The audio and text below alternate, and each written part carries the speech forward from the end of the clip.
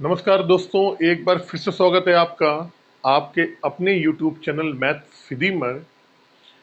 मैं आपके लिए रोजाना लेके आ रहा हूँ 5 क्वेश्चंस की सबसे बेस्ट सीरीज। ये क्वेश्चंस आपके लिए सभी कम्पिटिटिव एग्जाम्स के लिए बहुत ही इम्पोर्टेंट है, महत्वपूर्ण है। और ख़ासकर जो अभी हमारा एग्ज़ाम चल रहे हैं, ग्रुप डी हो गया, अग्निवीर के आने वाले हैं।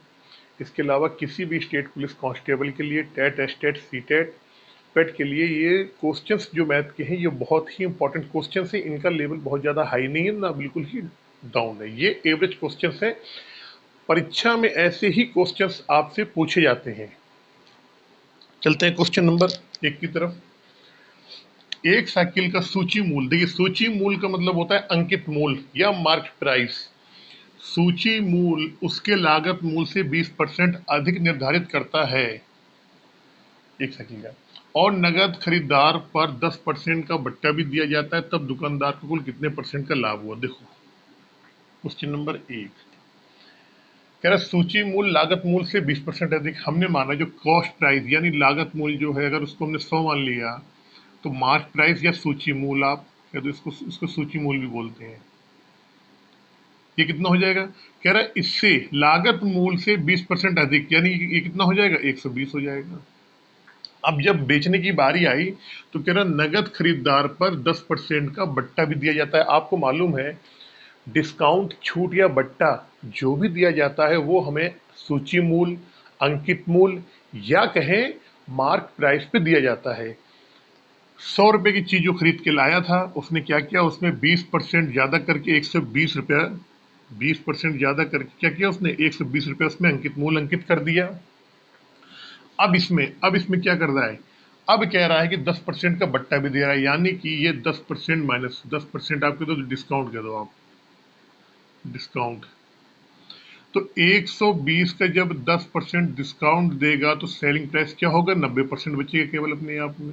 आपने कहा तो सेलिंग प्राइस क्या हो जाएगी, सेलिंग प्राइस आएगा इसका, काट लो 120 का 90% निकाला आपने, जीरो जीरो कट जाएगा, 12 9 108। इस वस्तु का एक्चुअल में जो दुकानदार बेचेगा वो उसको 108 रुपए की बेचेगा। खरीद के कितने के लेके आया था, खरीद के लाया था 100 रुपए की, बेच कितने में रहा, 108 में बेच रहा। तो आपने कहा कितने का फायदा हो गया, यानी कि डायरेक्ट उसे 8% का लाभ हो जाएगा। यानी कि option number A is right, 8% का लाभ होगा उसे। क्वेश्चन नंबर 2 पे चलते हैं जल्दी से।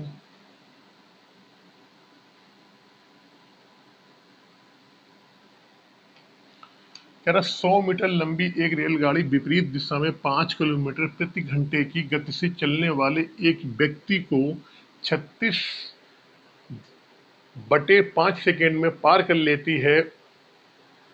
तो उस रेलगाड़ी तो तो नहीं तसनीफ तो उस रेलगाड़ी की चाल बताएं। ठीक है, क्वेश्चन नंबर 2 देखो जरा।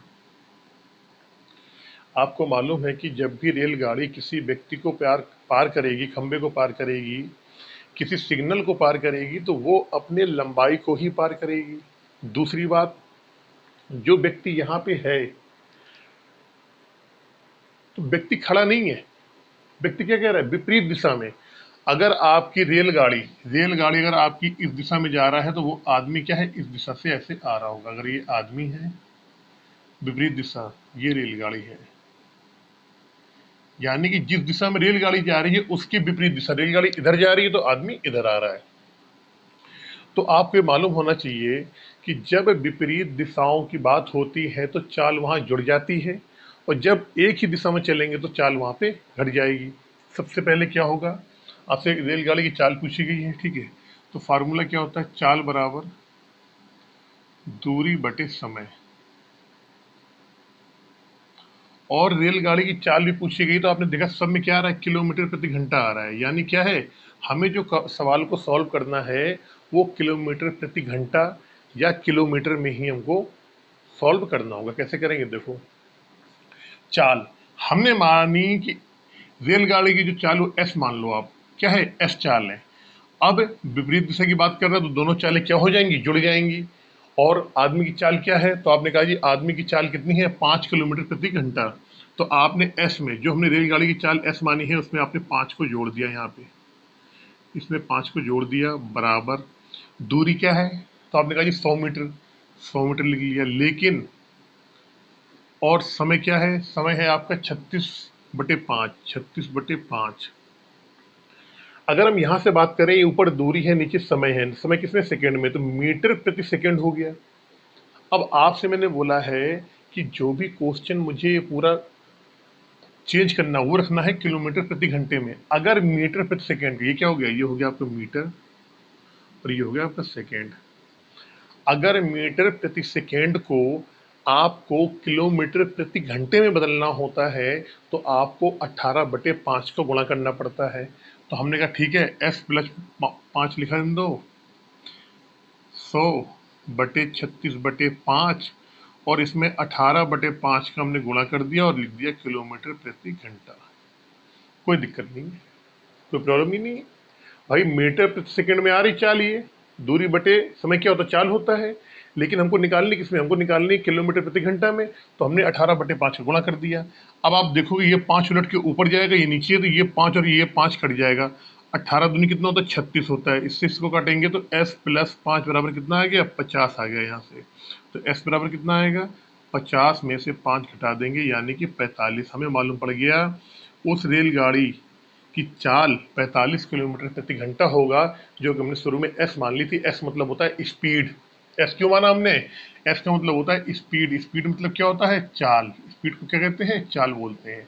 तो हमने एस मान ली थी, एस का मान आ गया 45 किलोमीटर प्रति घंटा, यानी कि उस रेलगाड़ी की चाल 45 किलोमीटर प्रति घंटा रही होगी, यानी कि ऑप्शन नंबर ए आपका सही हो जाएगा। यहाँ से चलते हैं क्वेश्चन नंबर 3 पे जल्दी से।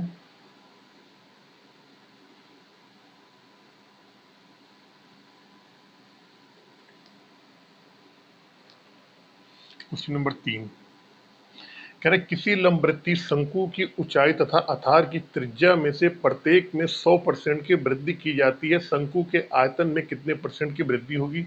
सबसे पहले शंकु का आयतन, शंकु का आयतन, शंकु का आयतन होता है पाई आर स्क्वायर और h. Pi r square h होता है। जब भी हम परसेंटेज की बात करेंगे, कितने % की वृद्धि हो रही है, जब भी परसेंटेज की बात करेंगे, तो जो हमारी कांस्टेंट वैल्यू होती है, कभी उसको लेके नहीं चलना है। कांस्टेंट वैल्यू क्या आ रही है हमारे, पाई। पाई का मान क्या होता है, 22/60 है, 7 है। तो ये हमारी कांस्टेंट वैल्यू हो गई, तो हम पाई को यहाँ पे नेग्लेक्ट कर देंगे जब भी परसेंटेज की बात कर रहा है, ठीक है ना।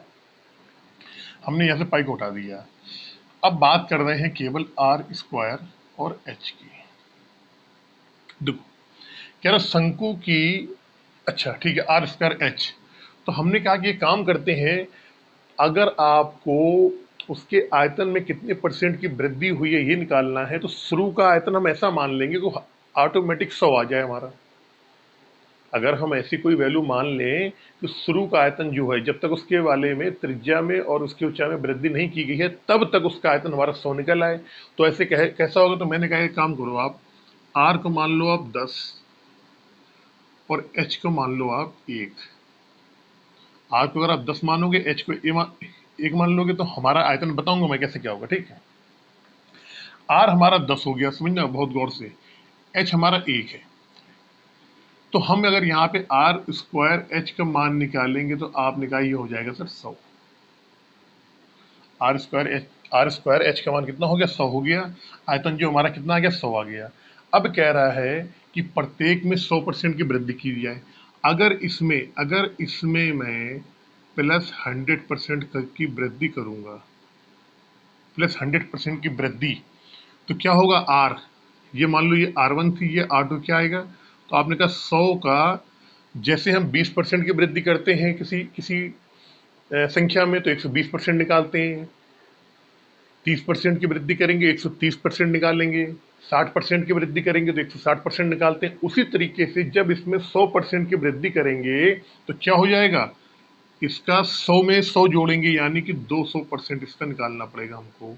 अब जो हमारा R2 आया, कितना आएगा, 10 गुणे 200/100, यानी कितना आ गया, 20। R2 जो हमारे कितना आ गया, 20 आ गया। हमें मालूम पड़ गया कि जब इसकी त्रिज्या जो शुरू में हमने 10 मानी थी, अब वो कितनी होगी वृद्धि होने के बाद? वो हो गई 20। एच वाले में आ जाओ, एच टू में। एच वन एक है, एच टू में कह रहा है कि इसकी जो एक है, ये जो एक है, इसमें भी हमको क्या करना है? इसमें भी हमको क्या कह रहा है? 100% की यहाँ से वृद्धि करनी पड़ेगी, 100% की वृद्धि करनी है। एक में आप कर दो, तो एक में जब 100% की वृद्धि करेंगे तो 100, एक का 200% निकालना पड़ेगा। एक का 200% निकाल लो, 1, 200% हटा के 100 कर दो, कितना आ गया? 2 आ गया। यानी कि H2 जो आ गया वो हमारा आ गया, कितना आ गया? 2 आ गया। अगर हम अब कहें नया नया आयतन, नया आयतन की हम बात अगर करेंगे तो वही आता है आपका पाई कांस्टेंट, हटा दो उसको, कोई दिक्कत नहीं। आर स्क्वायर एच कर दो आप, R2 और H2। R2 का मान कितना है? 22 है, तो ये कितना हो जाएगा स्क्वायर करके? 400 हो जाएगा। H का मान कितना है? 2 है, 2 कर दो आप, कितना हो गया? 800। शुरू में जो हमारा आ रहा था वो आ रहा था केवल 100। शुरू में जो हमारा आयतन 100 आ रहा था, लेकिन जब उसकी त्रिज्या में 100% की वृद्धि की गई, जब उसकी ऊंचाई में 100% की वृद्धि की गई, तब उसका आयतन आ रहा है 800। तो यही पूछ रहा है कितने की वृद्धि हुई है? 100 से 800 पे आ गए हो तो कितने % की वृद्धि हुई है? तो बच्चा बच्चा भी बता देगा कि इस 100 से इस 800 पे आए हैं, यानी कितना हुआ है? 700% की क्या हो गई है? वृद्धि हो गई है। 700%। ऑप्शन नंबर ए आ रहा है, यही क्या हो जाएगा? आपका आंसर हो जाएगा। उसके आयतन में 700% की वृद्धि हो गई है। अब मैंने यहाँ पे ऐसा क्यों माना था? R1 को 10 ही क्यों माना? H1 को A क्यों माना? हम जानते थे कि अगर R का स्क्वायर, हमें कोई ऐसी वैल्यू माननी है यहाँ पे R की जिसका स्क्वायर करने पे 100 आ जाए। 10 का स्क्वायर करेंगे 100 आ जाएगा, और 100 ही हमको रखना है, तो एच को कितना मानना पड़ेगा? एक ही मानना पड़ेगा। तभी R1 को 10 माना, H1 को 1 माना है। वृद्धि करने के बाद ये R1 जो था R2 वो 20 हो गया, H1 जो 1 था वो कितना हो गया? 2 हो गया। क्योंकि अगर आप एक में 200% की वृद्धि करोगे आप, तो कितना हो जाएगा? वो 2 हो जाएगा।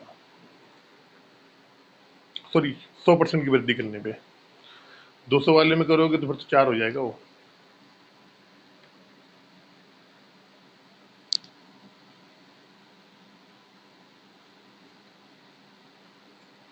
क्वेश्चन नंबर 4,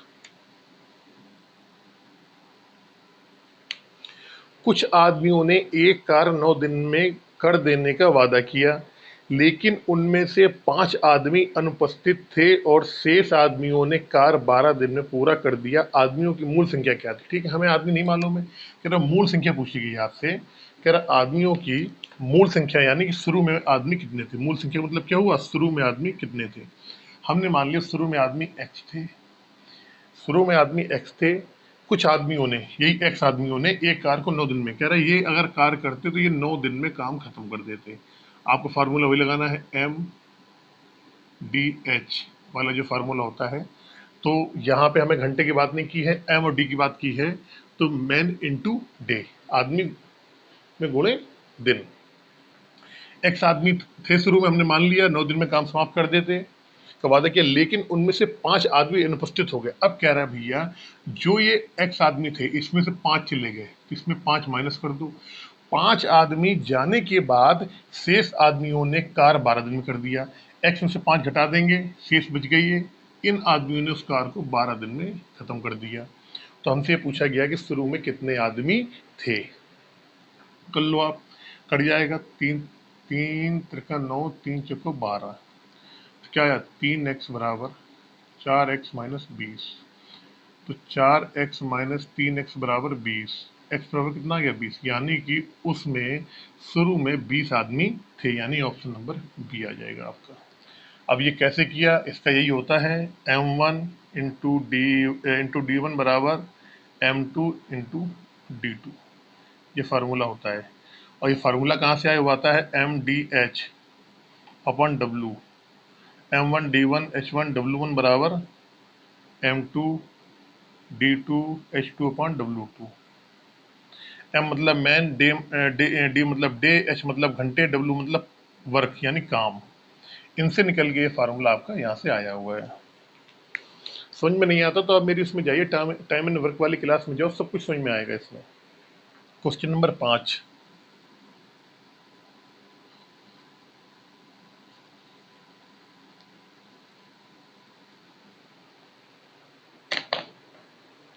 कह रहा वो सबसे छोटी संख्या जिसमें 5 जोड़ने पे प्राप्त संख्या 24, 32, 36 तथा 54 में से प्रत्येक से विभाजित हो जाए। ठीक है, देखो क्वेश्चन नंबर 5 कह रहा है 24, 32, 36, 24, 32, 36 और 54।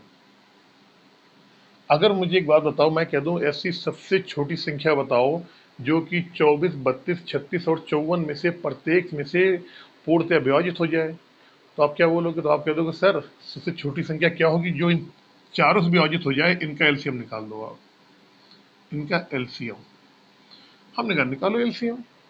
अब एलसीएम निकालने का मेरा एक यूनिक तरीका है। हमने कहा ठीक है, पहले आप इसको लो 24 को, 24 को फैक्टर लिख लो। तो आपको मालूम है 8 त्रिका 24 होता है या 6 चौको 24 होता है। तो 8 त्रिका 24, तो आपने कहा 2 दूनी 4 दूनी 8 गुणे 3, 24 हो गया। 32 को लो, अब मालूम है आपको 16 दूनी 32 होता है। क्या होता है? 16 दूनी 32 होता है, या 8 चौको 32 होता है। तो 2 दूनी 4 दूनी 8 तो हो गया, 2 दूनी 4 दूनी 8 हो गया, 8 चौको 32 होता है। तो 4 और करनी है तो 2 इंटू 2 कर दो, अब पूरा हो गया भाई।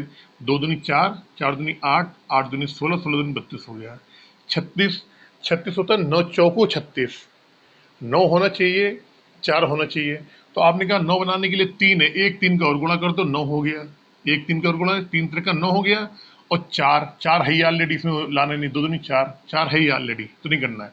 अब 54, 9 छक्का 54 होता है। क्या होता है? 9 छक्का 54। तो 9 छक्का 54 के लिए क्या होता है? 9 होना चाहिए और 6 होना चाहिए। तो 3 का 9 हो गया, लेकिन 6 करने के लिए क्या होना चाहिए? 3 और 2 होने चाहिए। 2 तो है लेकिन 3 नहीं है, तो इसमें 3 का गुणा और करना पड़ेगा। ये हमारा पूरा यहाँ से आ गया। अब इस संख्या में 24 का भी भाग चला जाएगा, 32 का भी चला जाएगा, 36 का भी चला जाएगा, 54 का चला जाएगा। सबसे छोटी संख्या यही है जो कि इन चारों संख्याओं से डिवाइड हो जाएगा पूरा पूरा। ठीक है, तो हमने कर लिया। 2 दूनी 4, 4 दूनी 8, 8 दूनी 16, 16 दूनी 32, कितना आया? 32।